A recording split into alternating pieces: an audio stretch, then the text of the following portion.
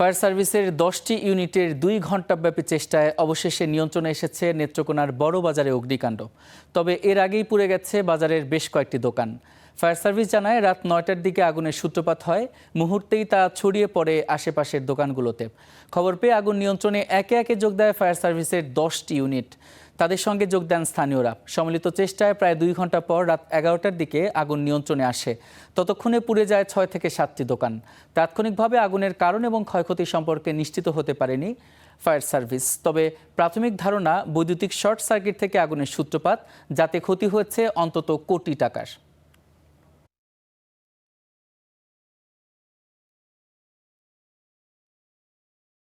অনেক টাকা ক্ষয়ক্ষতি হয়েছে, প্রায় মিনিমাম 10-12 কোটি টাকা ক্ষতি হয়েছে। এটা প্লাস্টিকের খেলনা, এসব হোলসেলের দোকান, পাশাপাশি জুতা বা এরকম কিছু ছিল। এখান থেকে সূত্রপাত হয় আশেপাশে 3-4টা দোকানে ছড়িয়ে পড়ে। খবর পেয়ে ফায়ার সার্ভিস এসে এখানে আগুন নিয়ন্ত্রণের চেষ্টা করে।